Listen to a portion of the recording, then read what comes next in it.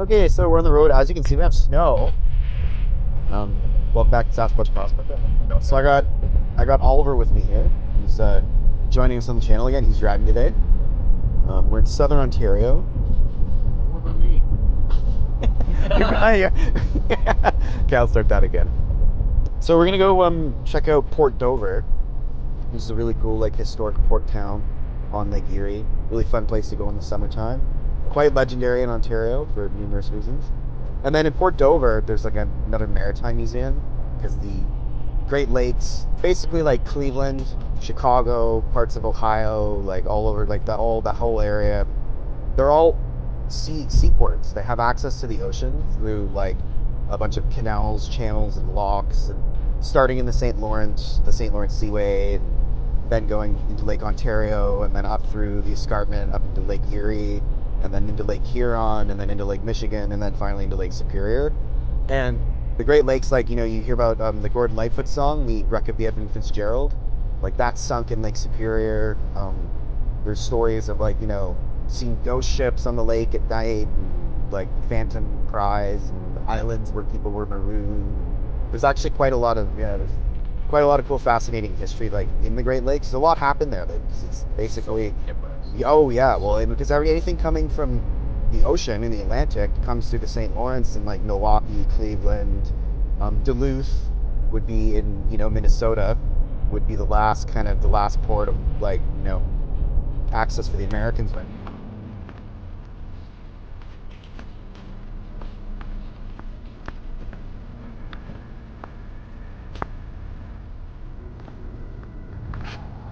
it's open all year round, man. Oh yeah, dude. Well, this is the thing, man. Like, there's all this cool stuff. It's just like they just put it at the side of the road to like get people to come to the town and check it out. Let's go see what it's about. There's like a little plaque. I love when they get the plaques, because they're actually really informative. Nope. No, there's this one here. Oh, that one. Okay. Petty Scruton's aid. I located where the three-cylinder. It's a three-cylinder Callenberg engine in Albion, Maine, USA. When I explained to the owner, William Alexander, a Callenberg descendant, that I wish to display representing the transition to fossil fuel engines from steam power. That's wild. In Lake Erie's fishing fleet, he agreed to donate his Callenberg engine to this project. 4.5 tons, baby. So this was one of the first engines going from steam to diesel power. The Callenberg engine. The story of this three-cylinder Callenberg engine intertwines three communities: Port Dover, Ontario; Cellardyke, Scotland; and Two Rivers, Wisconsin. From 1912 to 1931, Scottish communities experienced an exodus of commercial fishermen migrating to colonies in search of a better life, all along Lake Erie. A small group of men, including Captain John Salter Watson, came to Port Dover from Cellardyke. Here they established themselves in the fishing industry, and soon after, many were able to purchase their own fishing tugs. John Watson's Diker Lass, designed in Scotland, was built in 1935 by George Gamble's Port Dover yard and was outfitted with the three-cylinder Callenberg engine. The Callenberg Company of Two Rivers, Wisconsin, was leading the transition from steam engines to diesel. The Superior engines were known for their quality and ease of use. John Watson's Diker Lass became the symbol of this technological transformation. The fishing tug was featured in the marketing materials to promote the new engine from the Callenberg Company. With that, Port Dover's reputation as a key player in the commercial fishing industry was now being promoted throughout North America. Callenberg's story marries the history of technology, commercial fishing, and immigration in the Great Lakes. The Callenberg engine is available in 2, 3, and 4-cylinder models. These engines differed from other diesel engines in their design and functionality. Levers on the forward end controlled the speed and injection, enabling instant fuel delivery. This three-cylinder delivered 60 to 70 horsepower, propelling the Diker Lass up to 10 miles per hour without touching the governor. In the 1930s, the Callenberg engines were installed in the majority of the tugs on Lake Erie.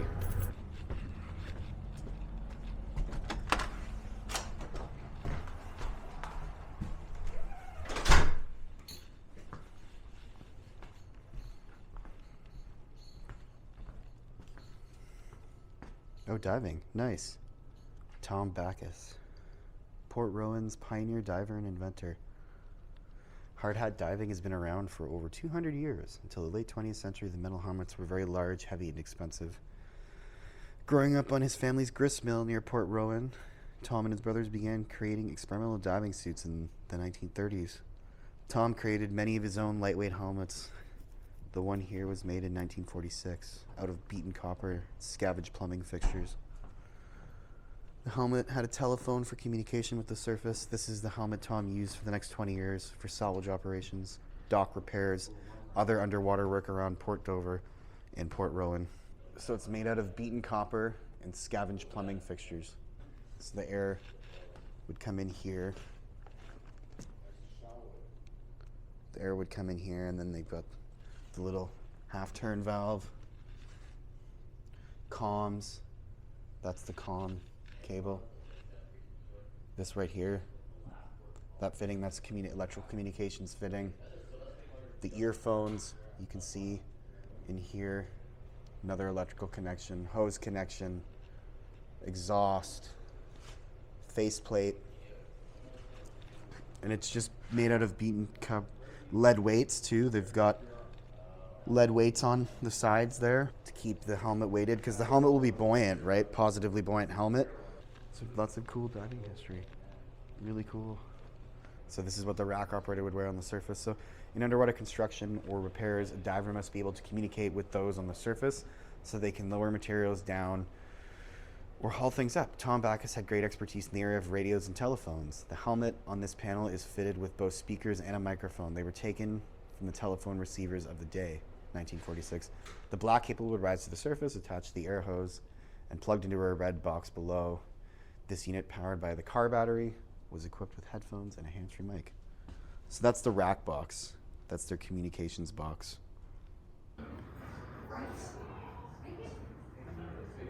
For over a decade, consumption of alcohol was banned in most of Canada and in the United States. The Ontario Temperance Act of 1916 made the purchase, sale, and drinking of alcohol illegal, but it was still legal to manufacture. In the US, it was illegal to make, buy, sell, or drink liquor. For border towns, the entrepreneurial spirit was embraced, and the alcohol legally manufactured in Ontario was illegally sold to American buyers. This led to a unique period of the moonlight trading between Port Dover and the city of Erie, Pennsylvania. And then that's Erie and Dover there, right? So we're just across the lake from the Americans. High-speed rum runners. Ferry, known for potential smuggling activities. Balls of steel shot. Little wooden barrels. We got an anchor here. Wrought iron and wood, 19th century. Oh, it was caught and brought to the surface in a trawl not far from Port Dover. Probably came off a Great Lakes trading schooner from the 19th century. So it's an old wooden wrought iron anchor. Not cast, wrought iron. The steering system. Mid-19th century steering gear. It was fitted to the end of the shaft. The steering gear was housed in a wooden box. It's a good museum. Yeah, there's a lot of stuff here. It's very cool. Oh, that's the block, Oliver. Right there. That's how he, see how it's made of wood? Mm-hmm. So Brunell, he in Portsmouth, he revolutionized that. Oh, okay. You think it's a Brunel one? No. These are just like old block. But that was what the British Navy was using, was those blocks. The bottom dead eyes are attached to the hull of the ship with large iron straps like this one, or with heavy chains. The upper dead eyes are attached to the shrouds that hold the mast in place. They're from the wrecks, yeah, because there's so many shipwrecks. Mechanical advantage, right? 1-part block, 2-part block, 3-part block, 4-part block. Just the more pulleys you add, the more mechanical advantage you have. Most heavy work on sailing ships was done with muscle power, right? That's why Brunel's invention in the Portsmouth dockyards was so important. So there's this sign tells you like basically how it works. So like when he standardized the blocks, like this is why it's so important is that's a 1-part block because there's 1 pulley. That's a 2-part block because there's 2, 3, and 4. And so they have this really cool model, so you see how much easier it is. So this is with a 1-part. Like with the weights all the same. This is 2 because it's 1, 2. And then this is 3 because there's 2 up here and then 1 down there. So it's a 3-part. See how it gets way easier. And then this is 4 because there's 2 here and 2 there. So the more blocks you have, like this versus this, just much more effective. That's cool. Yes, you can lift higher weights. So, and this is how, so when you hear somebody say, oh, it's like a 3-part block, you just look and see how many, if there's 3 circles, that's a 3-part block, right? Graveyard of the Great Lakes. They're saying about how Shipwrecks. 2,200 shipwrecks. It's the shallowest of the 5 Great Lakes with an average depth of 60 feet. It's prone to dense fog and violent waves reaching up to 20 feet in height. Sailors have naturally sought shelter of Long Point. The sandbars and lake depths reaching 210 feet made Long Point the last port of call for many sailors. Oh, the shipwrecks. You can see all the shipwrecks. The ghost fleet of Long Point. Graveyard of the Great Lakes. The Lake Erie Quadrangle. It takes in 2,500 square kilometers and extends from Nanticoke to Port Burwell on the north shore, and from the Cunniat to Barcelona on the south shore. 429 marine disasters recorded in the quadrangle from 1797 to 1991. Yeah, that shows you the type: schooner, freighter, tug, barge. Like, there's a lot of stuff that sank in Lake Erie, because it was saying about the fog. Did you guys read about the fog and the winds? Oh, yeah. And how high the waves get? Yeah. 60-foot waves. Yeah. 60-foot waves.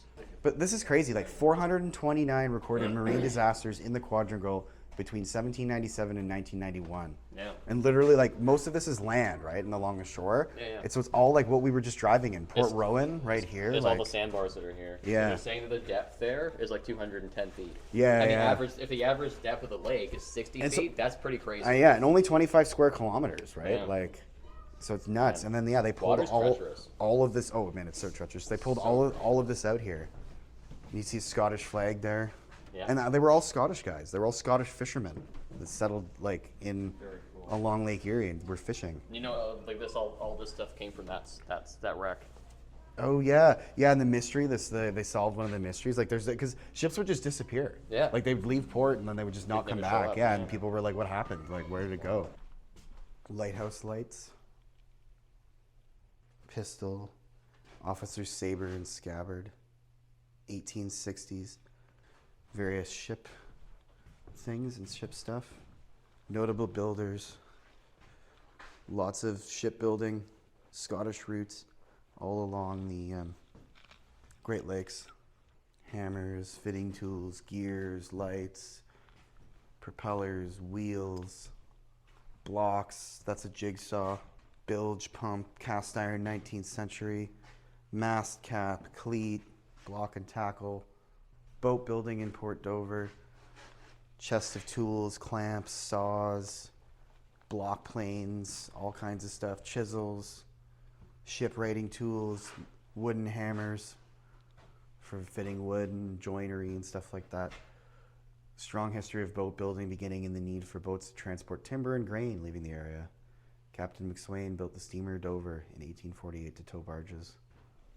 What do we got here? White bass, smelt, yellow perch, lake whitefish, yellow pickerel, walleye. I love walleye. Lake trout. Ooh, nice. Come out here and fish. Obviously, lots of guys have, right? Various seamen, sailors, all great men. Done tons of sailing. This is a very, very maritime rich area. Lots of maritime history here. The Cisco's barometer. All kinds of radios, marine equipment, navigating equipment.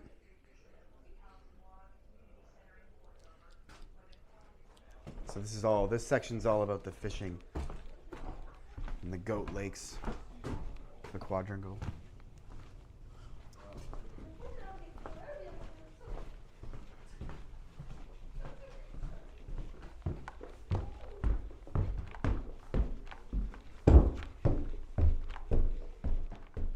The Wheelhouse of the William P. Snyder Jr. So we're in that. So this little tiny room did this whole Yeah, thing. initially That's built amazing, for Shenago Furnace Company. Oh, a steel firm, the Nanticoke, the cokers, yeah. Oh, Yeah, launched in 1912 at about the same time. The ill-fated Titanic. Okay, so this is the binnacle. This is the binnacle of the ship, and it's a magnetic compass mounted in a protective brass housing. So it protects the compass, because otherwise you get interference measurements on your compass, and you can't. It won't work properly. So these balls help protect the compass and the brass as well. And then this is radar. Yep. This is ship radar. And that one there, that's obviously the wheel. As we stop and go. Yep, that's the throttle. Mm-hmm. I think that would be the brake. Yeah, I would assume that would be the brake. The last time we thought that it was. Yeah, well, no, it was that. That's definitely throttle though. That's definitely throttle. Because it's slow, half full, astern, ahead. Speaking tube. This is the speaking tube. This is how they would speak to each other down in the engine room. The main whistles right here. Signal switches for relaying the captain's instructions to the ship's engine room. So that's a telegraph. I should touch that. And then, oh look, he's got his like gauge too, like. Sweet tack. Yeah, exactly. Ship tack. Ship tack. The radar. Yeah. The radar is really cool. It's actually really cool. It's so cool, man. They've done a really good job here with this. It's one of the best museums I've ever been to. Oh yeah, who knows in Port Dover of like all places That's like. sweet.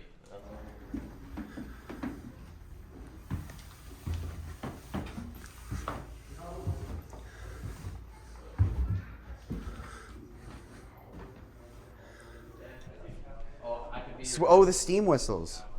Look how big this one is.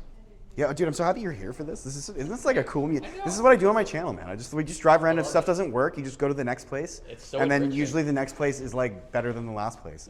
You don't have expectations, right? Just can't go in with super big expectations. So these are all steam whistles. Okay, yeah, so I'll get you doing that. So we got Oliver here running the engine for us. See how it all works off itself though? Like it's the best thing ever, man. So it's like the coolest thing. And the columns, like you notice how the columns, it's all that Italian, like style. It's all the same, man. It's all came from the same place, right? It all originated from the same ideas, the same minds, architects and engineers. Oh, it was made in the 19th century by Green's Foundry in Waterford, Ontario. Looks like a salesman model. That's cool.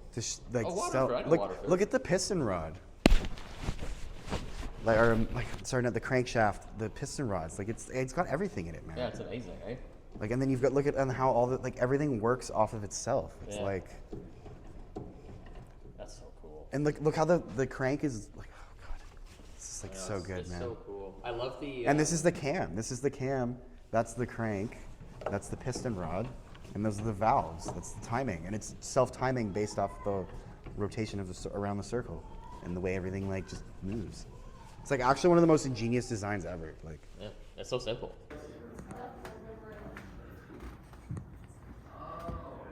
And then we got all the ship tools, carpenter's tools, chisels and auger bits,